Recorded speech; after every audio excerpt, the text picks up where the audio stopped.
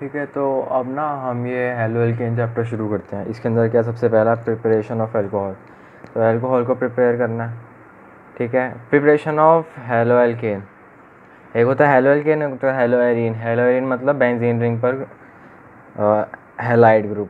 ठीक है, तो अब हम पहले हेलो एल्केन की बात कर रहे हैं, मतलब नॉर्मल कार्बन चेंज होती है उसके साथ एल्केन ग्रुप को प्रिपरेशन की बात करते हैं। ROH पर HCl डालेंगे एनहाइड्रस NaCl2 के साथ, तो RCl बनता है। अब ये जो है ना, ये आगे हम एक पढ़ेंगे रिएक्शन, उसमें रिएजेंट होता है एक, उसका नाम होता है लूकास रिएजेंट। ठीक है, तो लूकास रिएजेंट में क्या होता है, ROH पर HCl और एनहाइड्रस ZnCl2 डालते हैं। तो यहाँ पे भी यही काम हो रहा है, ROH पर HCl और एनहाइड्रस ZnCl2 डल रहा है, तो RCl बन रहा है। ठीक है, तो यहाँ पे भी RCl बन रहा है। अब जो जितनी ज़्यादा डिग्री, अब ये OH है तो OH माइनस निकलेगा और C प्लस निकलेगा। ठीक है ना, और OH माइनस की जगह पर Cl आके जुड़ेगा। अंडरस्टूड बात है।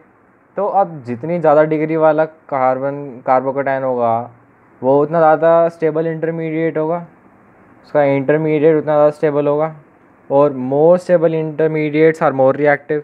तो इंटरमीडिएट ज़्यादा स्टेबल है तो जो कंपाउंड है सबसे ज़्यादा रिएक्टिव है, तो ये इमीडिएट टर्बिडिटी दे देगा। ठीक है, तो ये लूकास टेस्ट का सार है एक टाइप से। इसकी एक्सप्लेनेशन है कि प्राइमरी अल्कोहल पर कोई रिएक्शन नहीं होती क्योंकि वो लीस्ट रिएक्टिव रहता है, रिएक्शन बिल्कुल नहीं करता।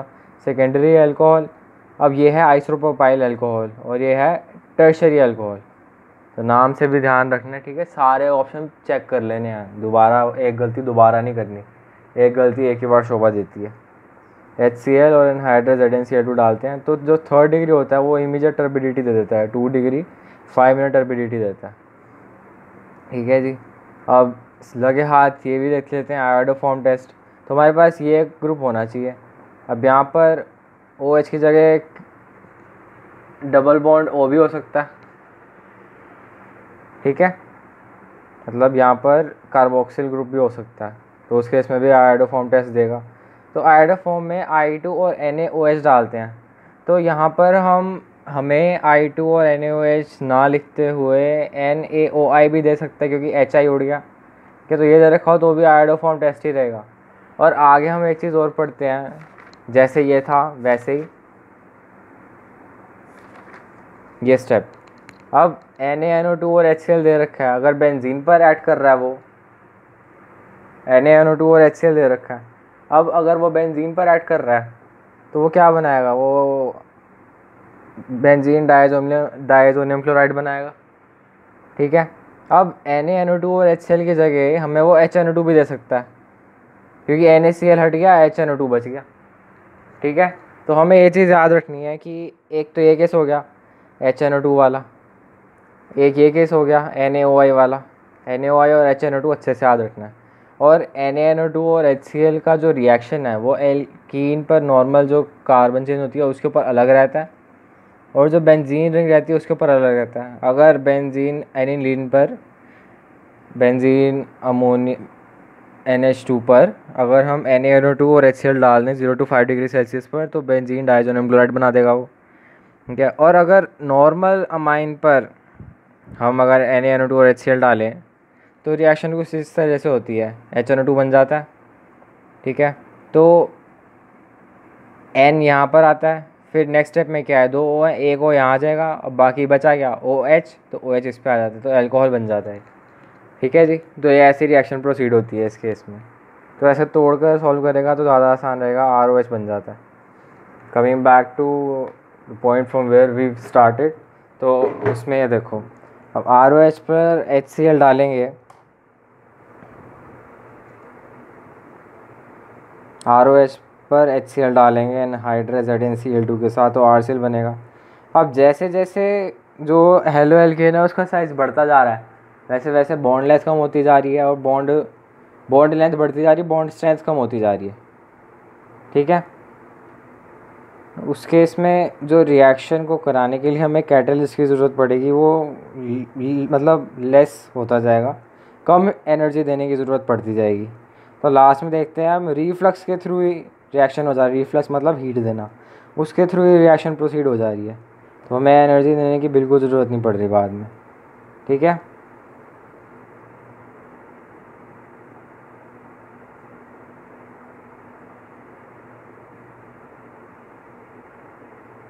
तो आते हैं वापस इसी पॉइंट पर।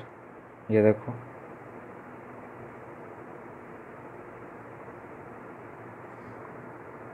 ROH पर HCl डालेंगे हाइड्रोजन Cl2 के साथ, तो RCl बन जाएगा। अब ये रिएक्शन देखो, ROH पर PCl3 डालेंगे तो RCl बनेगा एक, तो एक बनेगा HCl बनेगा। ठीक है, नहीं बनेगा। देखो, एक बनेगा RCl,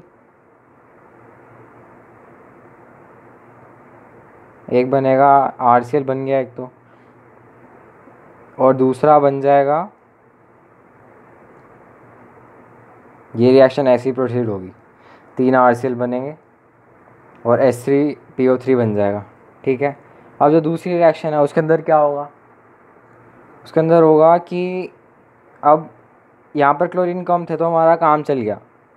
ठीक है, हमने 3 ROH ले लिए और उसके साथ 3 RCl बना दिए, बट यहाँ पर क्लोरीन ज़्यादा है तो हम यहाँ पे 5 ROH नहीं ले सकते।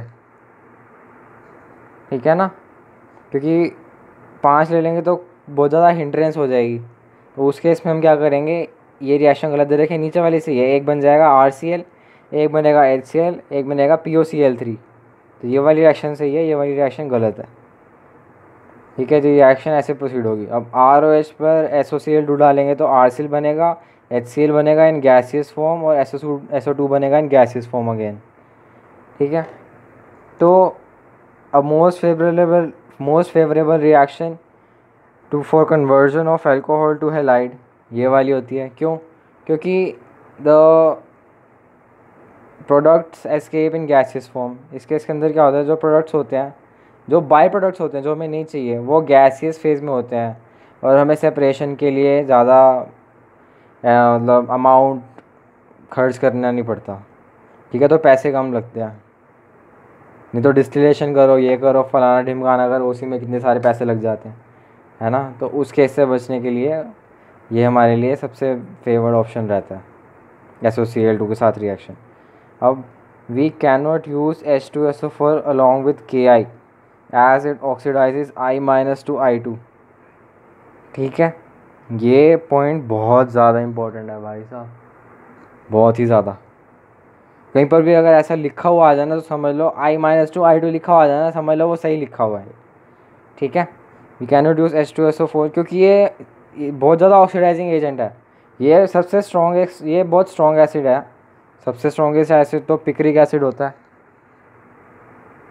ये भी बहुत स्ट्रॉन्ग एसिड है। ये क्या करता है, ये इलेक्ट्रॉन ले लेता है, मतलब खुद रिड्यूस होता है और सामने वाले को कर देता है ऑक्सीडाइज। ठीक है, तो ऑक्सीडाइजेस I- to I2, यहाँ पे -1 था, यहाँ पे इसकी ऑक्सीडेशन स्टेट 0 होगी, नेगेटिव से 0 में चलेगी तो इलेक्ट्रॉन लूज कर दिया, मतलब ऑक्सीडाइज हो गया। ठीक है, और I2 is not a nucleophile, इसमें नेगेटिव चार्ज नहीं है, तो की सब्सटीट्यूशन। ठीक है, तो हम Ki को H2SO4 के साथ यूज़ नहीं कर सकते। यहाँ पर पॉइंट लिखा हुआ है, thionyl chloride SOCl2 is best reagent to convert ROH to RCl as by products like HCl SO2 are in gaseous form, so not any need to separate the mixture. ठीक है, वही पॉइंट आ गया जो मैं भी कह रहा था, सेपरेशन के लिए हमें ज़्यादा प्रिंसिपल यूज़ नहीं करना पड़ता, ज़्यादा पैसे खर्च नहीं होते, तो फेवर्ड रिएक्शन है। अब ये देखो, CH4 पर Cl2H डालेंगे तो CH3Cl बन जाएगा। एक और स्टेप आगे जाएंगे तो एक Cl और आ जाएगा। जैसे जैसे Cl2 सक्सेसिवली डालते जाएंगे Cl होता जाएगा। ठीक है, अब ये सारे जो क्वेश्चंस दे रखे हैं NCERT में दे रखे हैं, किसी काम के नहीं है, आज से तो पूछा नहीं गया। अब ये वाला रिएक्शन देखो, इस रिएक्शन में क्या हो रहा है जी,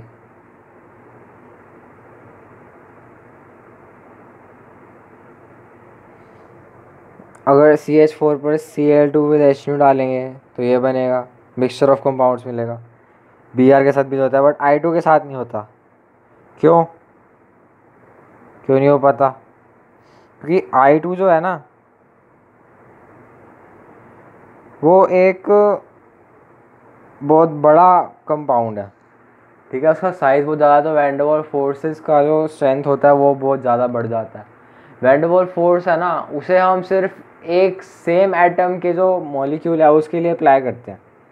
अगर दो एटम्स अलग अलग है सेम मॉलिक्यूल में तो उस केस में हम बॉन्ड लेंथ का यूज़ करते हैं। जैसे I2 है तो इसका बॉन्ड बहुत ज़्यादा स्ट्रॉन्ग हो गया, बट अगर HI होता ना तो उसमें बॉन्ड लेंथ बढ़ने के कारण बॉन्ड स्ट्रेंथ बहुत कम हो जाती, ठीक है। उसमें बॉन्ड स्ट्रेंथ कम होती है, इसमें बॉन्ड स्ट्रेंथ ज़्यादा है क्योंकि इसमें वैन डर वाल्स फोर्सेस लग रहे हैं, ठीक है, क्योंकि सेम कंपाउंड के बीच में है। ये इनका डिफरेंस 0 है, जिसका कुछ नहीं होता उसका वैन डर वाल होता है। तो इसके साथ हमें HiO3 यूज़ करना पड़ता है। क्यों? क्योंकि HiO3 एक तो कंज्यूम्स HI, इसकी रिएक्शन ये HiO3 5HI plus HiO3 gives 3H2O और 3I2, ठीक है। तो ये क्या करता है, जो HI है उसको कंज्यूम कर लेता है। HI हमारे पास प्रोडक्ट में बन रहा था, प्रोडक्ट कम होगा तो फॉरवर्ड रिएक्शन को फेवर करेगा, ठीक है। और HI क्या है, एक रिड्यूसिंग एजेंट है,